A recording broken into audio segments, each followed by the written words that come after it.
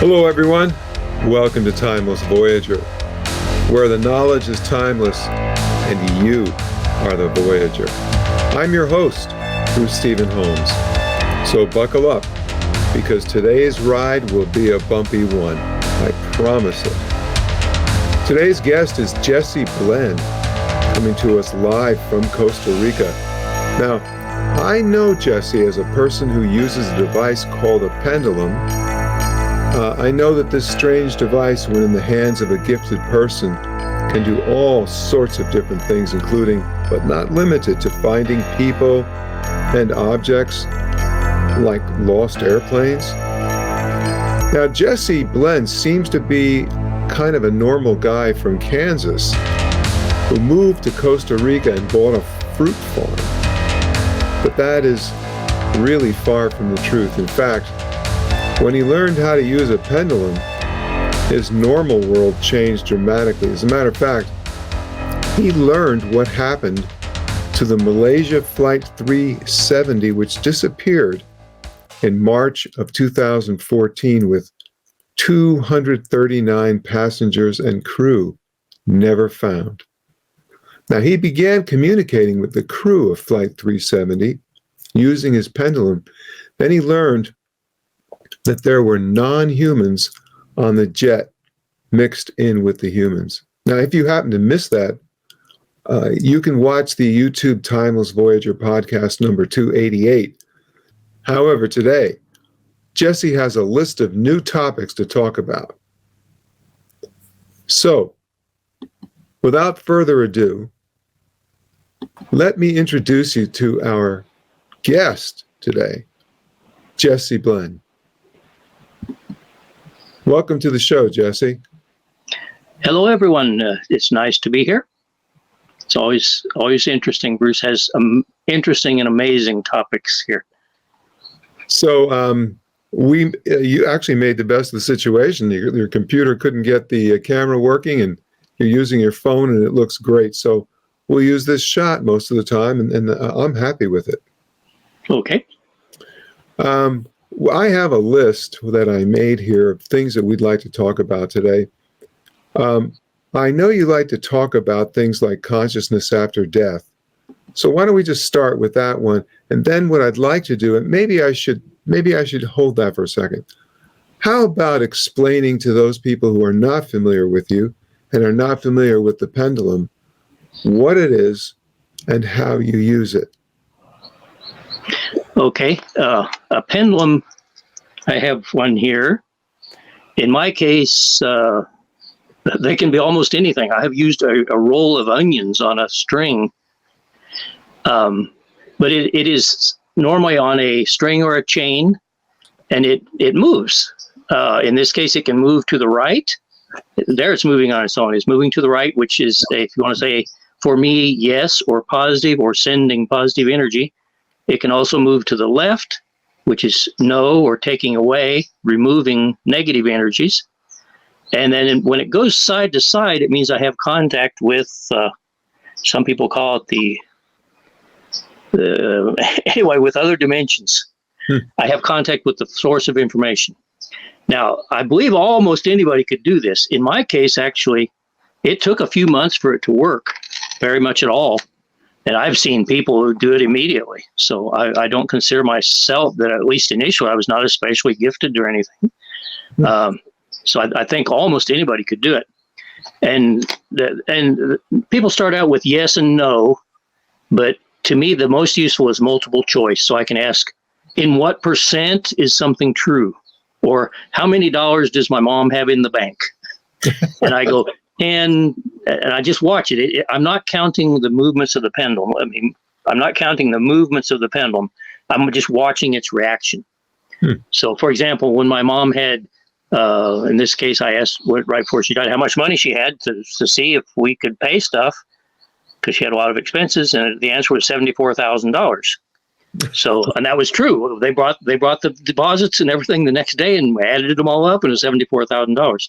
But to indicate $74,000, I go 10,000, it's not moving much. 20, it's starting to go a little circular. 30, 40, 50, 60, 70. By the time I'm up to 70,000, it's almost perfectly circular. 71, 72, 73, 74.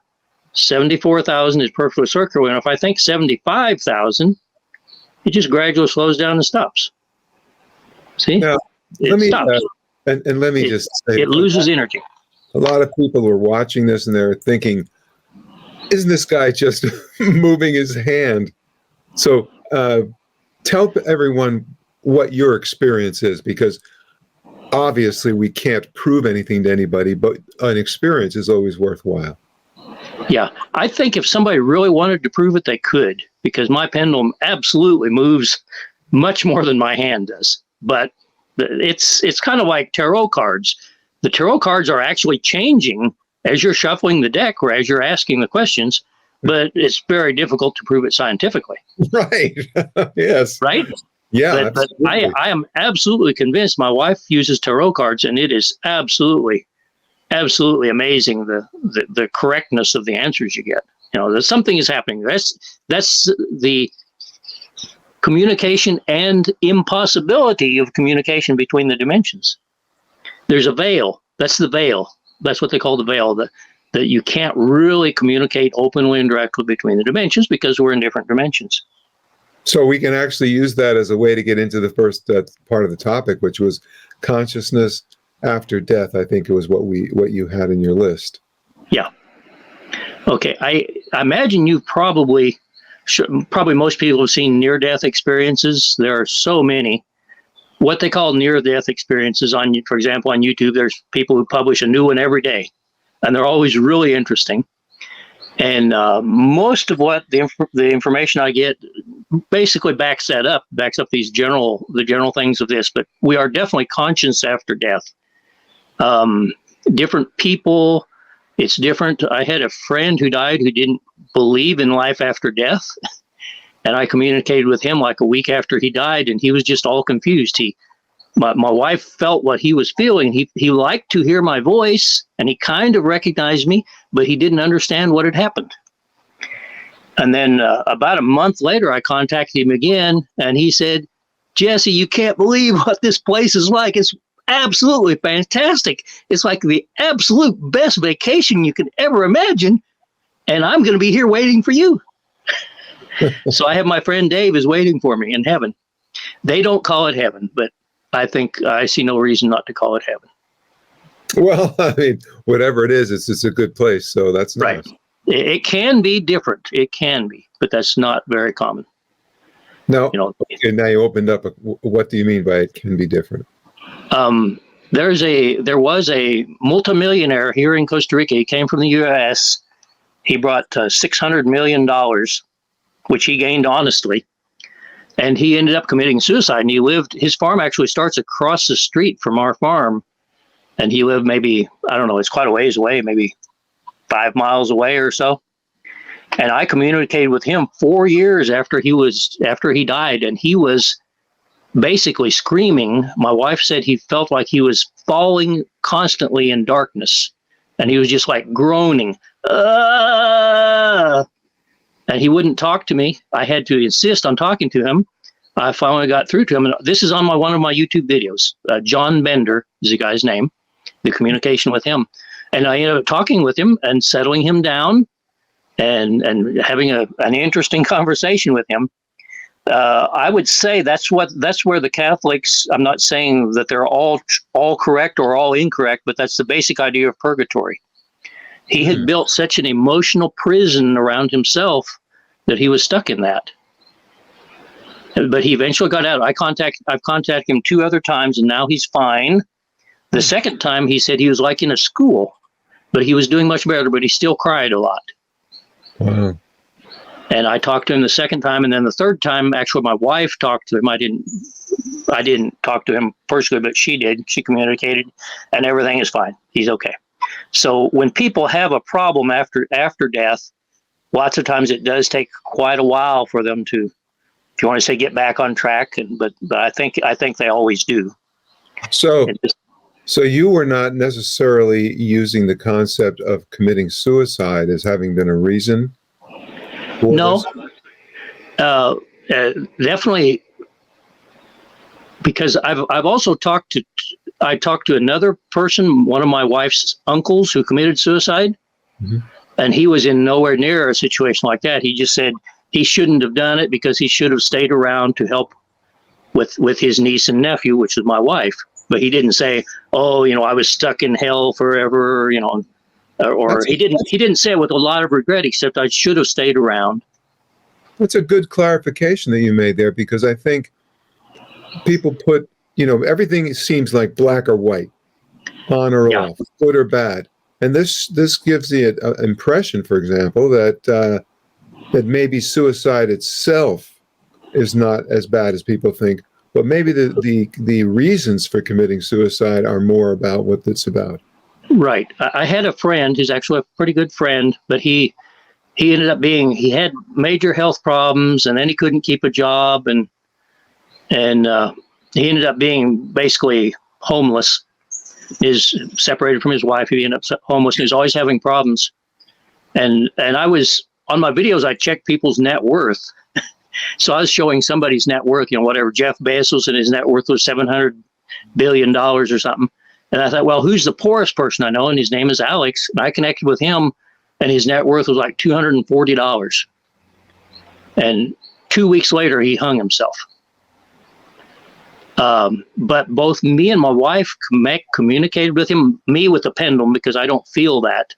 And she connected with him emotionally wise. And both of us says he's okay.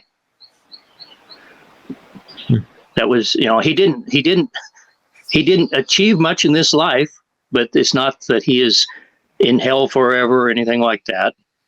This life was not successful for him, unfortunately. One of the things that you had in your list was talking about past lives. Yes. What kind of information do you have for us today? Well, I do hypnosis. My most common patient is my wife, but we've gone back to several past lives of hers. One time we went back to a past life where we just asked if we'd been together. This was the last time that we asked this, and we were a couple. She went back to the year 1304 in the Alps, and we were a married couple. I was the man, she was the woman, but it's not always like that. And we were happily married. And the names came out. I wrote them down. They sound more or less Swiss or German or whatever, our names. And we were a happily married couple, and you just kind of ask the story of your lives. They said it was one of our first lives on the earth, so we had a relatively easy life. And our names came out and everything. And we lived high up in the mountains where we had sheep and goats. And in the summer times, they'd have like these festivals, like the harvest festivals and stuff down in the towns. And we'd go down to them, and there was this girl that would come to those festivals, and I liked her, and ever since I was a little kid. And when I was 13, I think she was 11, I fell in love with her. So I worked for my dad from when I was 13 till I was 18 to save money so we could get married. And we got married, and we had 5 kids and lived happily, basically ever after. And here I am, I end up talking to myself from the year 1300 and something. I was actually talking to myself. Through my wife, of course. And I said, I'm talking to you from the future. And do you have contact with the future? Now, this was after I had died in that life. Wow. Okay. Because my wife died first. And then I didn't, because if you don't get ready for the winter, you die. The winters are so severe. My wife died, so I didn't get ready for the winter. And when I died and went to heaven, she said, "You fool, why didn't you get ready for winter?" And I said, "Without you, it's not worth it." And she said, "Well, you're right." So here I am talking to myself. I hear myself and her and my wife both talking from the year 1300 and something through my wife. And I asked, I'm talking to you from the future. And, we have odd things. I mean, like we have these giant birds made out of metal with people inside. And I was like, really critical. I asked, can you see things from the future? And I said, some things. We're allowed to see some things. So there's like some restriction, which seems to be common. There's like a certain amount of restriction on what the contact we can have. But he said, but you're wasting your time. You don't know where you're going. I was like really critical of all the stupid things we do now. I said, we have cars. He said, yeah, but but you don't know where you're going. Anyway, that's just one example of past life. Now with the pendulum, I can just ask about my past lives, and I haven't done it with very many. My last past life, I ask my name, and the pendulum, I ask how many words and then how many letters in each word, and the pendulum spells it out. I go down the alphabet. My last life, I was Getokab Ben Beben, and I died of hunger at 7 years old in Mozambique. My mother died when I was 2, and I could just keep asking questions, like, okay, was my mother alive then? It would say no, and I said, well, how old was I when my mother died? 1, 2, and it answers 2.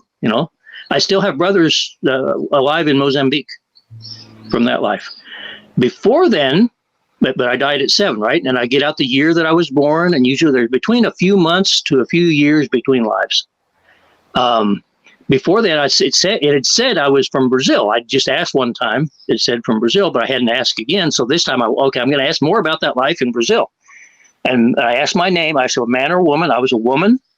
I asked how many letters in my name, and whatever it was, 9, whatever, and it spelled out Jacquuiline. And then I asked my last name, how many letters, and I'm thinking it's going to be Portuguese, right?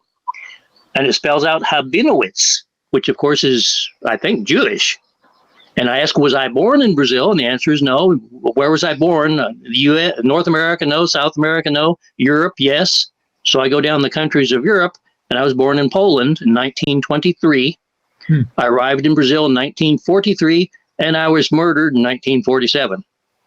And then I think I was born as Getokab Beben in 1949, if I remember right. I have it written down there.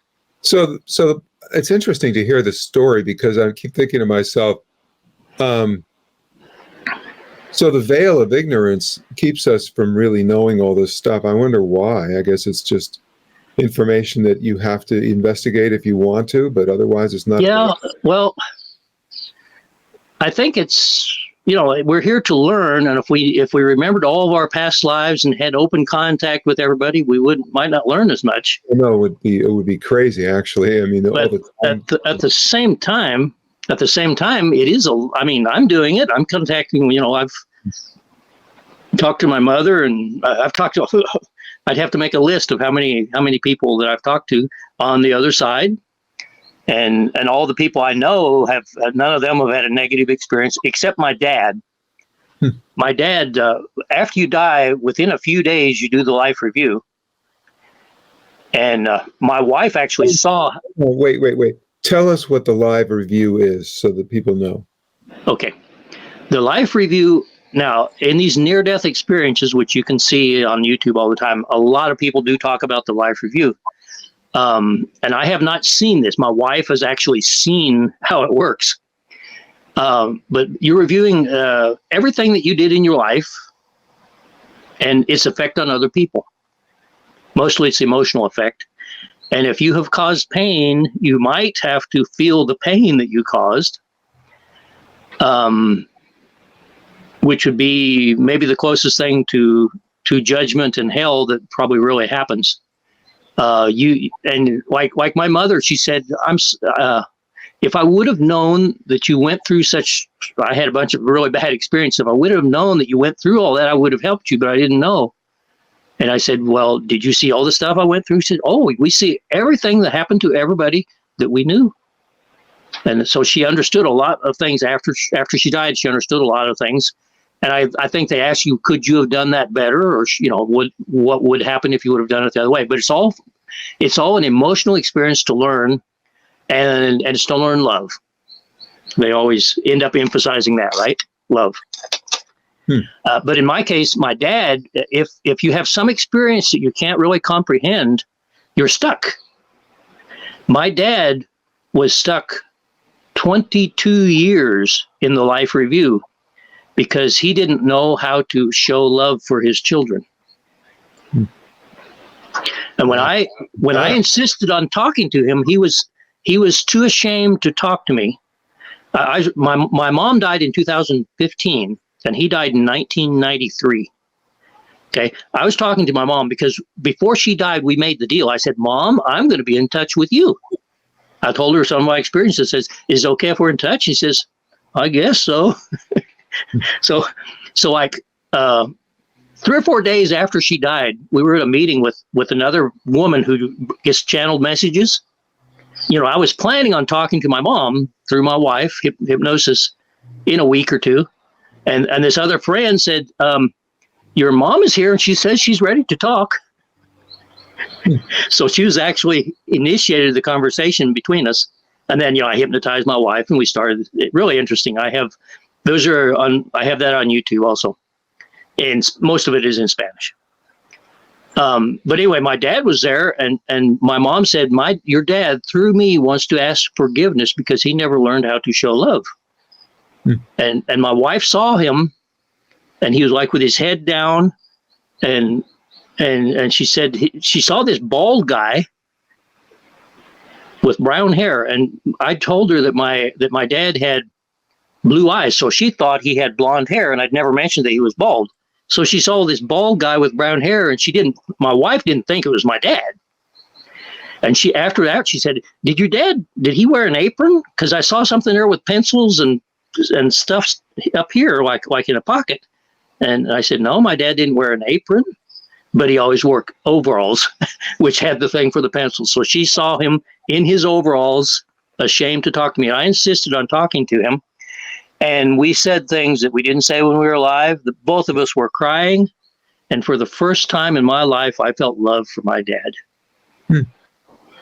And that allowed him to get out of the life review and go forward.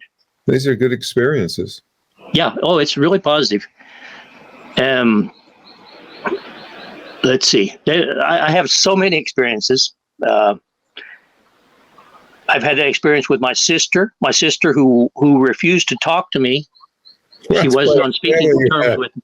What? Quite a family you had there. Yeah, because I had a long lost brother.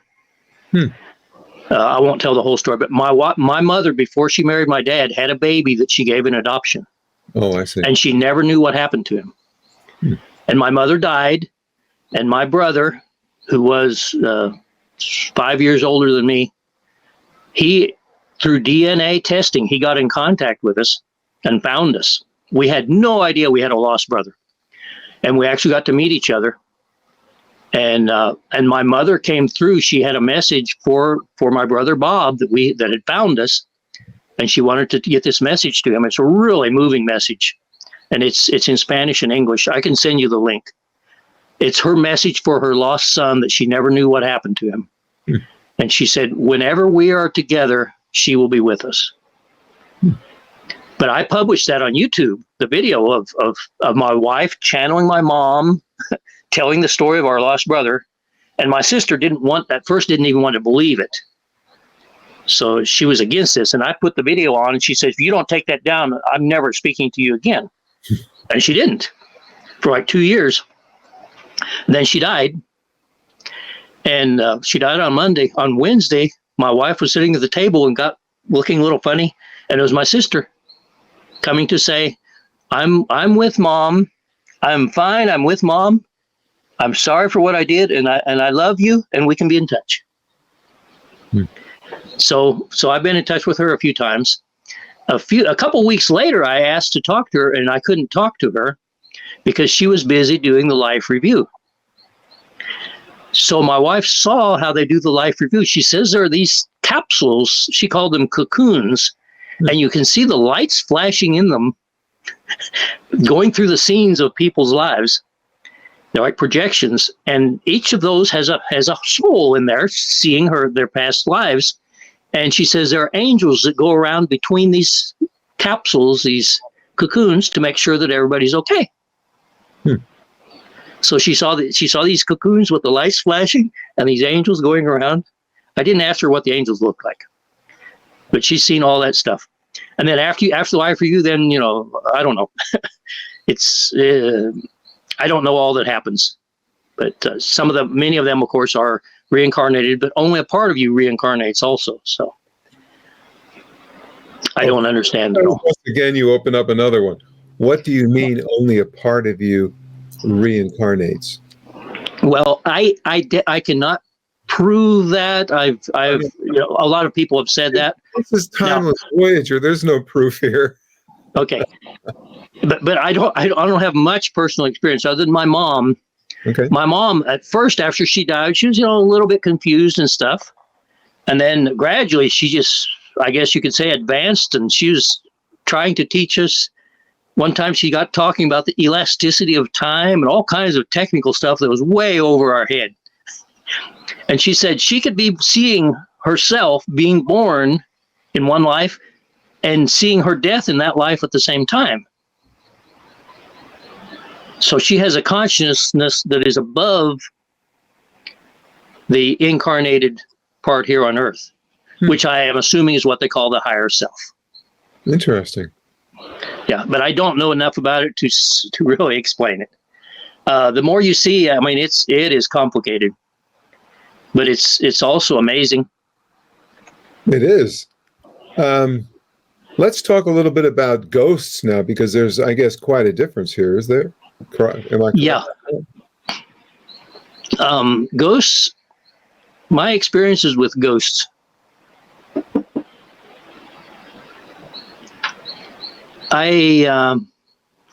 Actually, my first experience with ghosts, and I'll try to keep it short there. We know a guy who has a group here in Costa Rica who investigate ghosts.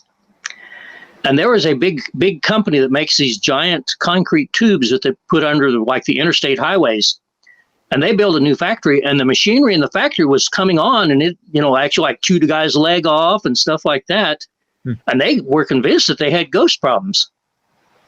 So, and this friend is telling the story, right? So they called in the Ghostbusters, which were the friend and his 2 or 3 other people.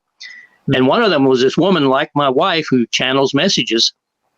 And as soon as they got together, one of the owners, like 3 or 4 sons and stuff who owned this company, the dad had died. The dad had started and made the company, and he died.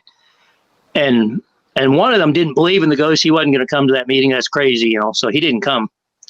So as soon as they started the meeting, here comes the dad talking through the woman who channels, says, "You silly sons, didn't I? I tried everything I could to keep you from making that new factory in that Indian graveyard.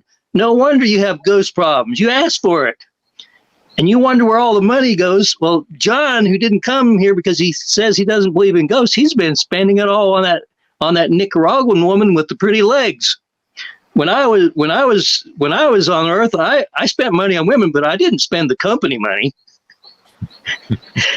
So this guy's talking, okay? So I thought, okay, that's a place where there's ghosts. So I thought, I want to communicate with those ghosts, with the Pendulum. There's an Indian graveyard, there's genuine ghosts there. So I started communicating with them.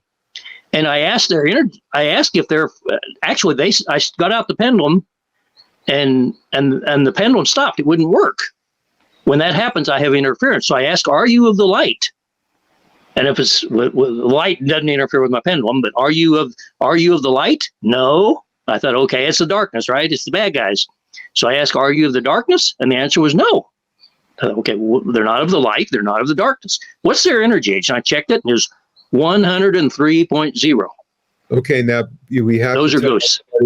We have to tell everybody what these numbers mean, so keep explaining. Go ahead. That's this system that, if you want to say I discovered or was shown to me, where I can communicate with anybody. And for normal people, it's an indicator of health from roughly 0 to 100, and we die at 100. So if I'm 60 and my energy age is 60, I'm more or less normal for my age, right? But if I'm 60 and my energy age is 95, I have some major health problem. And you got what? And if I'm 6, 5 what? And you're dead. Well, it's not literal in that sense. It's a serious health problem, but you can have a serious health problem for years. Whoa. So it's not how many years you have left. It's the condition of your health at this moment. Okay. Like right now, I really hurt my shoulders. It's a long story. I got my shoulder really hurt. And my energy age is 66. I have never had an energy age of 66 since I started checking. I'm usually around 40. But that doesn't mean, oh boy, I'm going to die 20 years earlier because my energy age went up 26 years. No. It's almost like an indicator. I'll probably improve. So it's like an indicator maybe of pain, of a disruption of sort of disease. Yes. Yes. So when people die, it's at exactly 100. And like my brother-in-law died about 3 months ago, and I can't remember exactly, but his energy age is like 101 now, right? As I was mentioning, it goes a little faster on the other side, maybe 3 or 4 times faster. My mother-in-law, who died 3 years ago, she's now 117. Okay, yeah, you need to explain this. So now, what is happening after death? What do those numbers mean? Well, let's say if 17. you go forward, they keep going up. And if you're stuck as a ghost, which is I call it an emotional trap. Okay. The ghosts always have a low frequency emotion. I test the emotional frequency with my pendulum on a scale of 1,000, where 1,000 is pure love. But everybody who feels good is usually 800 to 900 or so. So I can really tell how well people are feeling.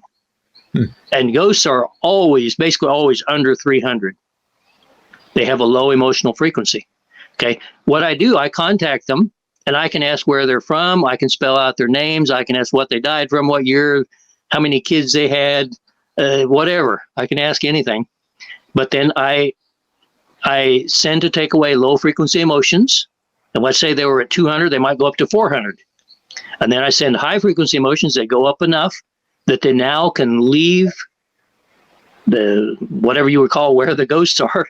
They're no longer ghosts, and their energy age goes up almost always to about 106, just with that emotional adjustment. Okay. And then they can continue. I have talked to ghosts, and the ghosts that I've talked to, if you want to call them ghosts, are what I call stuck souls. Mm-hmm. They're in people's bodies because they need energy. And this is actually very common. So they're kind of like vampires in a sense. They're like getting their energy from the physical body. Yes. Okay. I don't call them vampires because all the ones that I have communicated with have been nice people. Well, I just use the term meaning not that they're energy vampires. Yeah. Like they're pulling energy in order to exist. Right. Okay. And I've with my wife, I have talked to 3, if you want to say, I call them stuck souls, 3 stuck souls who were in her body causing her pain, because the energy they take causes pain. I mean, sometimes intense pain. And I've also talked to 2 astral larvas, which were a total surprise to me. My wife had one, and then I talked, and I asked, she had this thing in her neck, that obviously it's not a physical thing, but hypnotized, she could see it, and it says it looks like a larva. So I said, well, let me see if I can talk to it. And I said, what are you doing there? And the larva said, oh, I'm sucking energy. We smell negative emotions, so that's what we live off of. Wow. And I told him, well, I'm gonna send you positive emotions because I don't want you to stay here causing problems for my wife. So I sent positive emotions to it, and the pendulum spins, sending positive emotions, and it spins on its own. Of course, I don't move it. It spins to the right, fairly in big circles. Circles 15 inches diameter. I'm not moving my hand. And after a while, this larva says, I'm leaving now. And I said, where are you going? And I'd heard the term astral larva, but I never thought, even though my wife said it looks like a larva, I never thought. And I said, where are you going? He said, I'm going to the astral sea. I will find a new host. We smell them. So he left, and the pain went away in my wife's neck. So this is a good reason not to have negative emotions, or at least try to cut down. Yes. Yeah. They live off the energy. Now, these negative ones, okay? Now, the actual stuck souls are just living off of regular energy, I guess. The last one I talked to, the first one I talked to my wife was really interesting. He was this 5-year-old Mexican boy, and he was stuck in her elbow, and she had these sharp pains in her elbow. She had to sleep with her elbow on pillows because if it hit the wall, it would just wake her up from the stabbing pain. So I hypnotized her, see what's there. And I talk to angels when I hypnotize. So the angel says it's a dark being. So I thought, okay, well, this is a bad guy. So I say, okay, Mr. Being who's in my wife's elbow, what are you doing there? And he said, Now, all this is in Spanish and it's on YouTube. He said, I have a name. My name is Juan. And I said, okay, Juan, what are you doing there? And he says, I don't have anywhere to go. I'm a little boy. So I start talking to him, and he would go to heaven, but he says he has to know that his mom is there waiting for him. So I have to convince him to go to heaven, to go to the light, and he sees the light up there. And anyway, I won't tell the whole story, but I helped him to the light, and his mom's arms reached out of the light to take him in. And about 3 weeks later, our friend hypnotized my wife, and I asked about Juan and his mom. And my wife saw them. She says, they're here, and they want to thank you for helping him get them together, and that I earned grace by helping Juan to the light. Hey, so they're fine. Anytime you can get any grace is a good idea. That's nice. Good story. I like that. The last one, my wife had this pains in her hip, so I again asked to talk to whatever's there. Sometimes they're just balls of emotions and stuff. They're not always a being. Like she had a ball of treachery in her back. It was causing her back pains, and I had to dissolve this ball of treachery, and until it gradually eased up, and then she was okay. But this last one, she had this pain in her hip, so I talked to it, and as a woman, she said she died in 1635, giving birth to her first baby, and she has been looking for her baby she said in the hips of other women ever since 1635. And I have this recording. I haven't put it on YouTube, but I do have the recording. And so I said, do you see a light anywhere? And she says, there's no light anymore. At first, at least for years, I see a little light. And it's roughly 60 meters, roughly a couple 100 feet away, and it's about a couple inches diameter. And that's the light, if you want to say the tunnel of light that they need to go to. But they don't realize that. They were confused or whatever. And my understanding is after 3 days, you have 3 days to go to the light. Right. And if you don't, then the light, if you want to say, goes far away, but it stays there. But in this case, she says there's no light anymore. So I said, well, I'll see if I can help you. Let me see if I can bring light with my pendulum. So I sent the pendulum to spin. The pendulum's spinning away.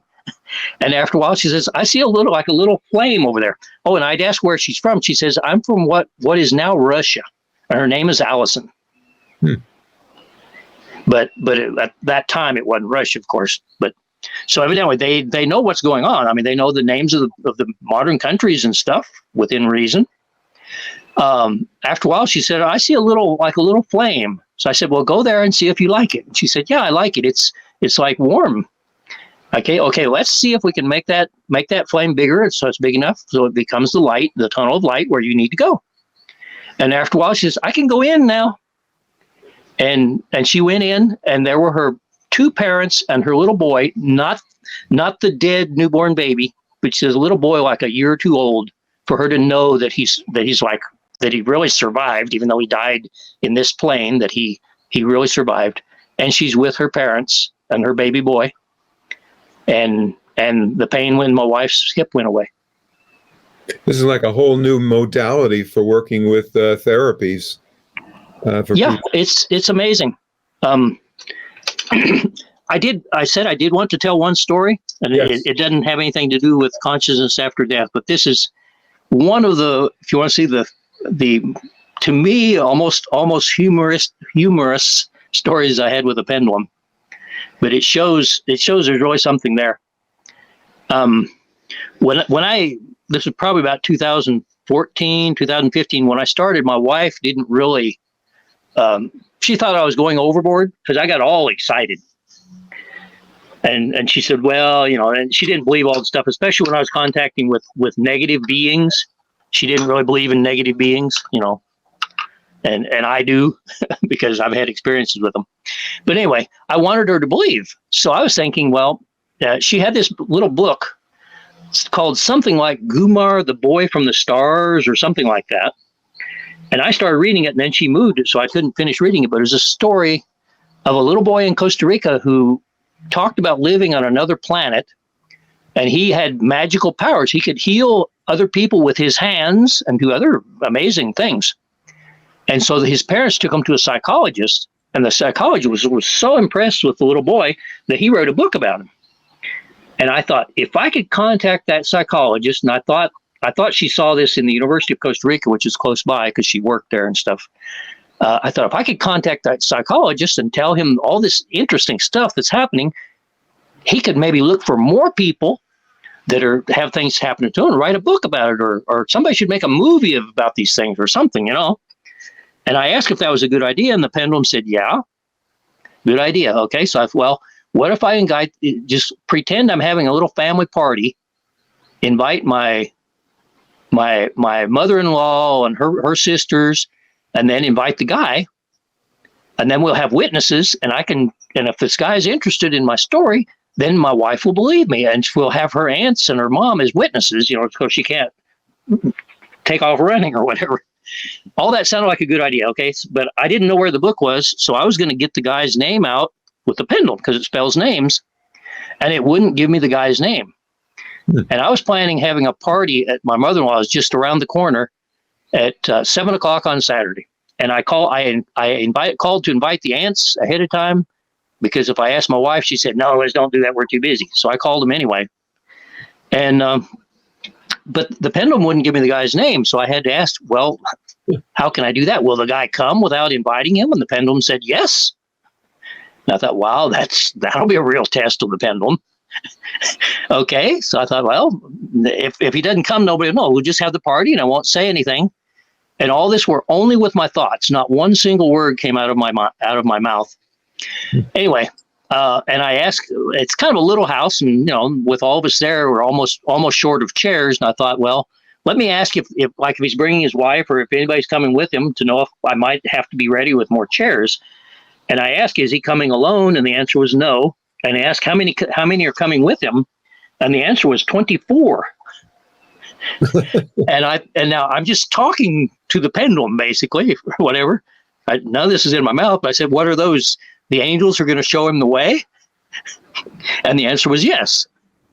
Okay, so this guy's going to come. I don't know him. He doesn't know me.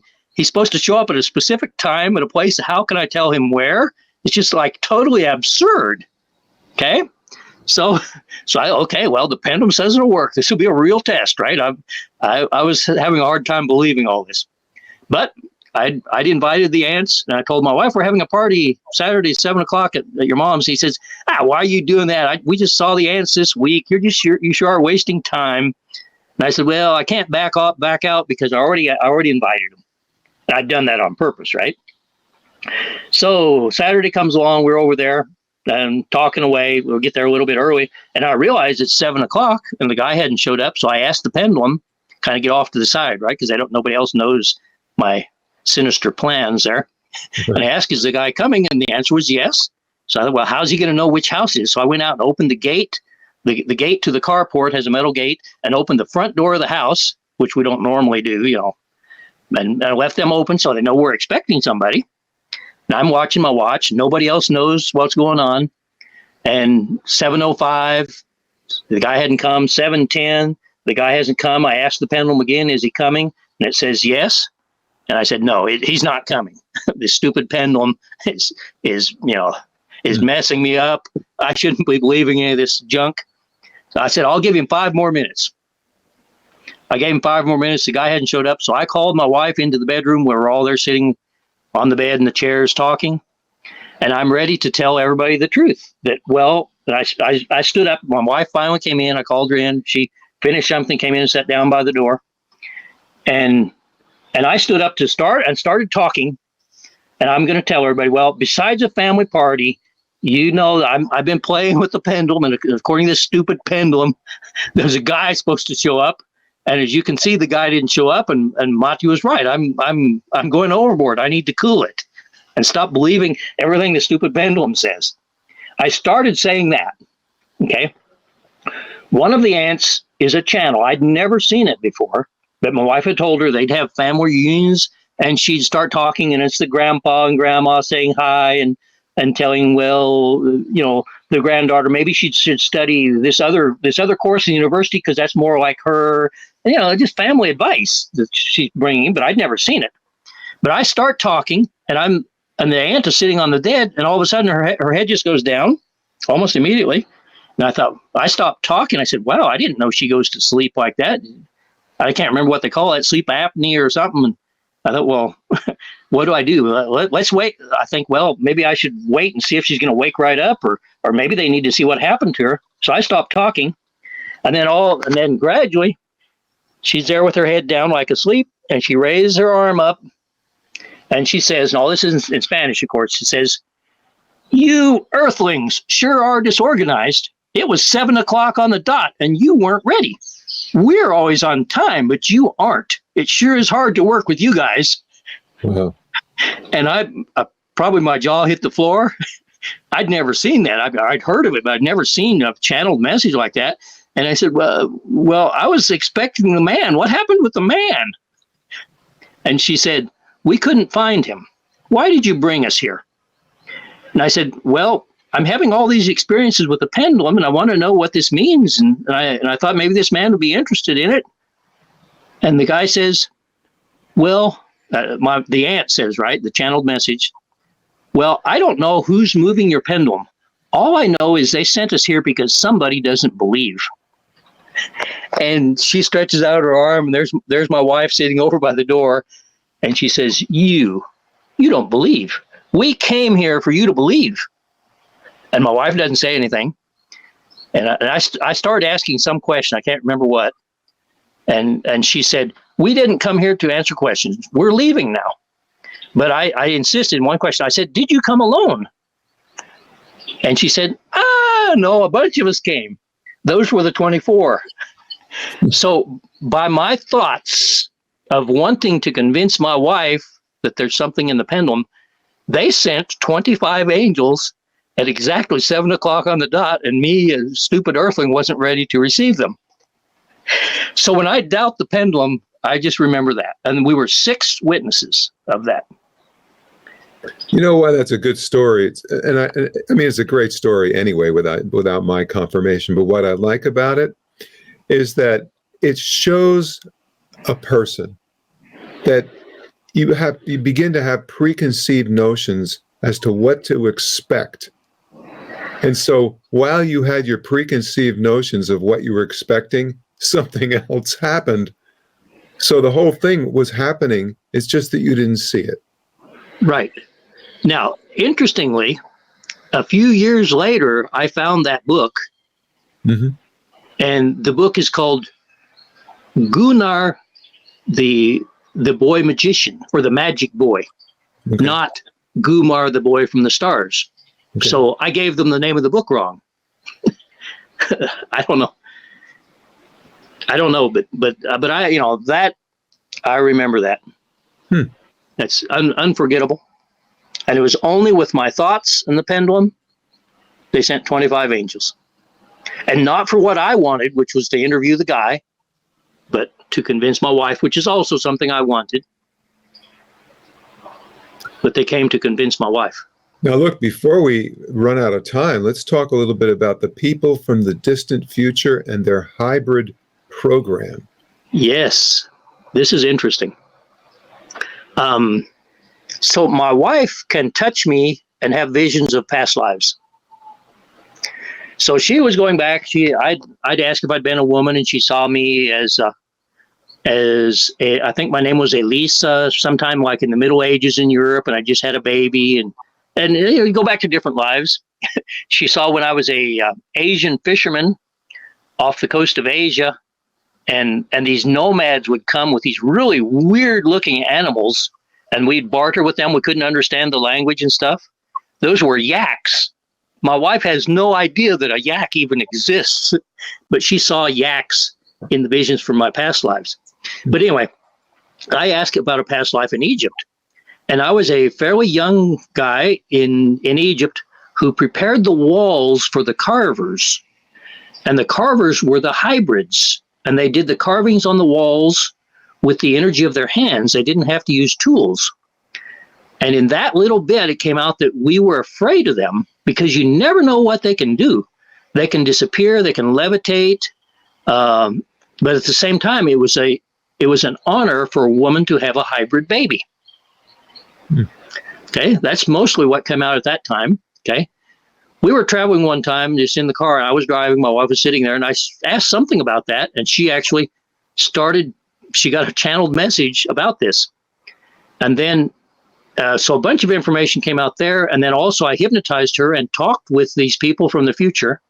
I'll tell this story here, and I have that recorded.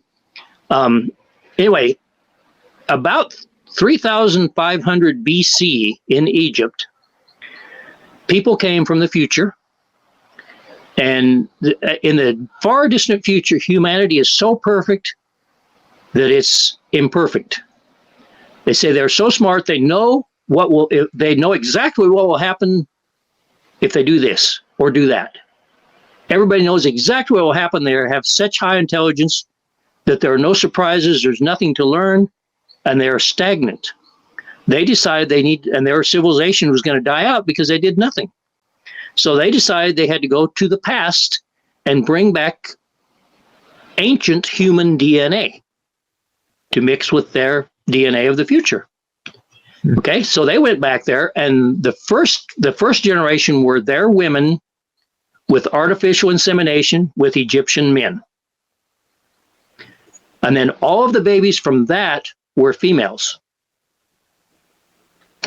These females, hybrid females, then could actually have intercourse with human men because they're too different. They couldn't cross directly. But they did this, and then when they had these babies then were another generation of hybrids, which, as I understand, are the ones that they were going to take back to the future. I didn't ask how long this was. It was like for a few generations at least. But said even the people from the future with their perfect intellect, and I asked their IQ is like 13,000 or some absurd number. You know, I get people's IQ with the pendulum. I can tell you your dog's IQ, anything you want to know. I have some videos on that. You know, I can tell you the IQ of an ant, which is very low, but it all registers. All this registers. It's like absolute access to information. But anyway, so IQ is like 13,000. But I'm talking to this person from the future in the hypnosis, and I ask you, what your name is or who are you? And he or she said, you can call me the spokesman of Genesis. They didn't give me a name. Spokesman of Genesis. And we can be in touch. Anyway, so after they'd made enough hybrids, they went back to the future. They left and went back to the future. But the hybrids, especially the males, they said even them with their almost perfect intellect could not predict what these crazy guys would do. And some of them escaped and they couldn't catch them. So they ended up being left on the earth when they left back to the future. And we all have hybrid blood, if you want to say blood, DNA from those escaped hybrids.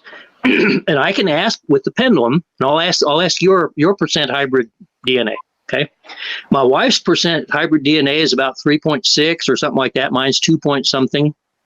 And I asked, I checked that later, but I said something about, maybe your wife has some of that DNA from those ones that escaped. And you know what they said? We're watching her. So I will take the pendulum and I'm going to check you. It wouldn't surprise me if you have is that okay? Sure. Go ahead. Okay. I'm going to check what percentage of hybrid DNA you have. If I don't like the result, I'll edit it out. Okay. Yeah, that's fine. I think most people have some, but it varies. It's not direct genetical. If I have 5, it doesn't mean one parent had 10, the other had 0 or whatever. This is the communication mode. I'm not moving the pendulum. It's just ready for questions.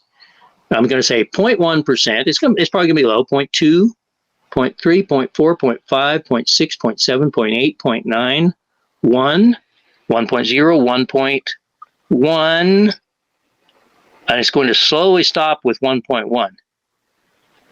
Okay, let me see if I can find it here. Okay, now if I say 1.0, it starts moving again. See, so you have 1% hybrid DNA. I have around 2. And I've tested other people with a little higher. And the more of this you have, the more psychic abilities you have. I see. Well, I think I'm happy with the whatever I have. Yeah. And they said we can be in touch, which is interesting, but we haven't been back in touch. We're too busy, unfortunately. Well, I think we're going to have to leave with the hybrids here because we've basically run out of time today. Yeah. But really a good show. Do you have anything you want to say before we close it down? I have the list here, but it's too much. I'd be more than happy to come back whenever you want. Oh, absolutely.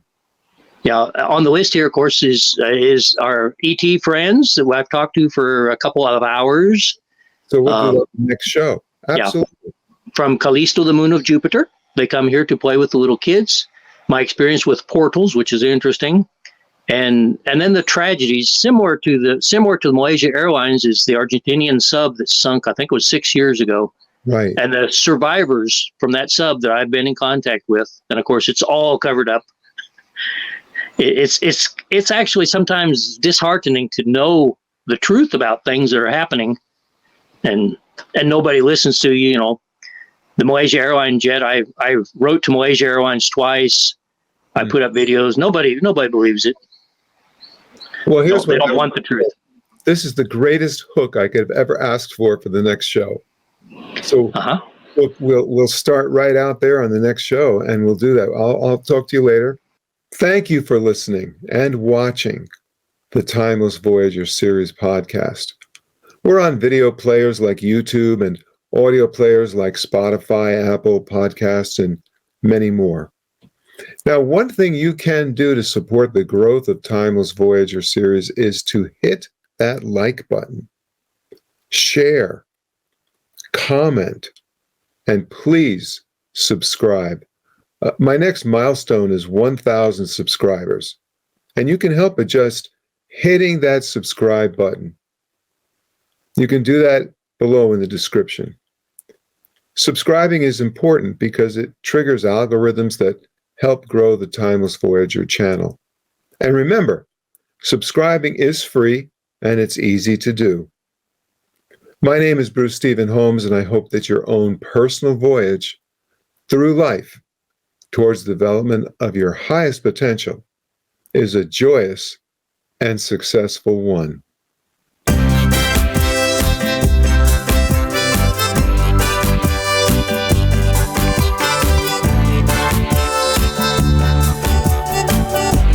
See the light. See the light. The light exists where you don't see the light.